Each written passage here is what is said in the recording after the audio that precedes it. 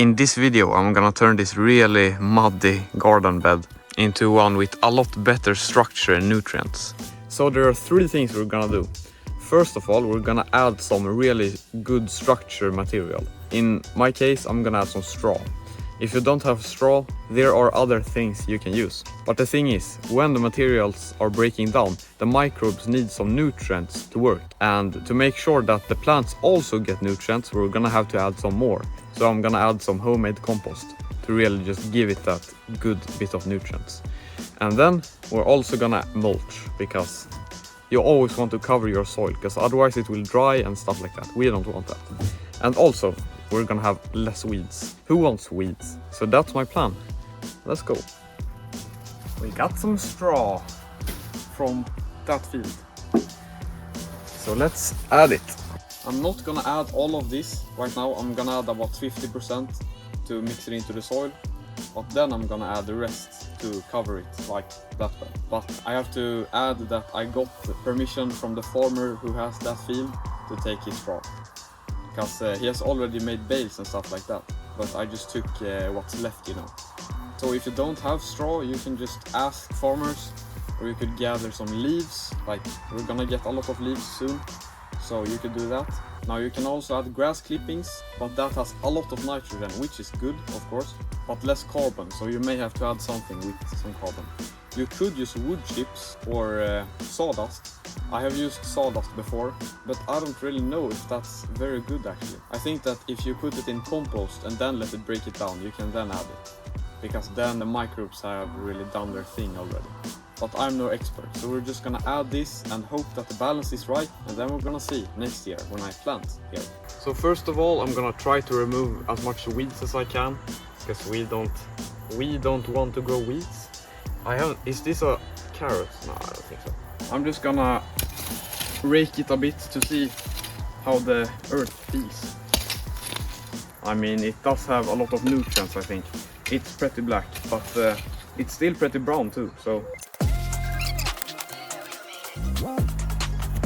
Okay, now I'm gonna add the straw. I feel like this is a lot. I still have a lot left, but it's probably gonna be fine. I mean, I'm not gonna grow in this season because it's September. But I think that when it has been broken down, I think it's gonna be fine. Yeah, so let's continue with the compost. Here we have more horse manure and compost. So let's add this to the bed. Okay, let's just do the easy method. Whoa, this is a lot. This is actually a lot, but I still think it's gonna be fine, because this is a lot of carbon. So basically, as this is breaking down, it needs nutrients.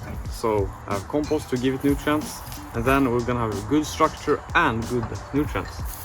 That's the plan. Okay, now I'm gonna mix this with like 10 centimeters of the normal soil.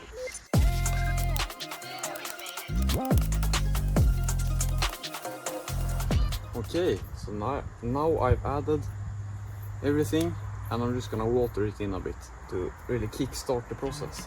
Yeah.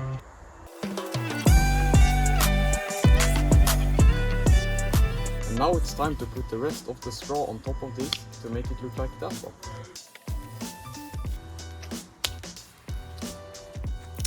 Okay, now the bed is complete.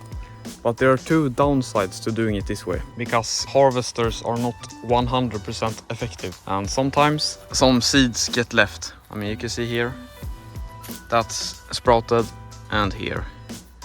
Yeah, so it will sprout, and the farmer on this field is, he has a John Deere, an old one from like the 80s or something. I think it's 80s, I don't know. Which means some of the crop is left, and I'm gonna have some wheat here, but I just have to get rid of it. It's not that big of a deal. I can just drag it out of the ground.